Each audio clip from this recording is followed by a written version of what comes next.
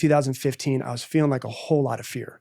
And I was like, I might have to go back and work for someone else again. Fear was so in my head. And I was like, I got to go back to making money. I got a new house. I got a mortgage. I don't know how I'm going to do this. My sister came out to me, and I believe, if you're silent, the messages are always there. If you're looking, the messages are always there. My sister, I was at her house, and she goes, hey, have you ever seen this box of dad's stuff?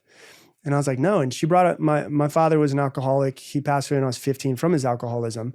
And she brought out this box, and it was like his glasses. It was a t-shirt of his. It was his watch.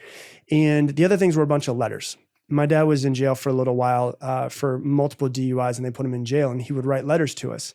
And he wrote a letter to my sister on her 19th birthday.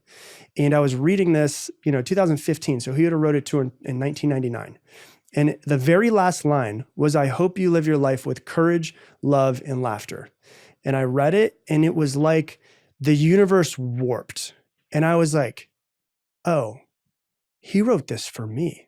Like, there was a moment where I was like, he wrote this to my sister, but the universe is giving me this message through my dad because I need to hear this right now. Because I'm in so much fear. And the very first line is courage. Live your life with courage, love, and laughter. And I was like, I got to commit.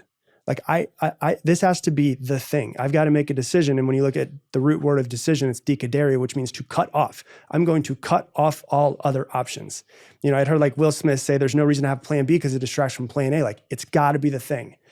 And I was like, oh my God, I got to commit to this thing. I can't have any more feelings of like, I'm going to go back to working for someone else. Like, this is my life path. I'm either going to succeed at it or I'm going to die trying. And I was like, I don't know what to do.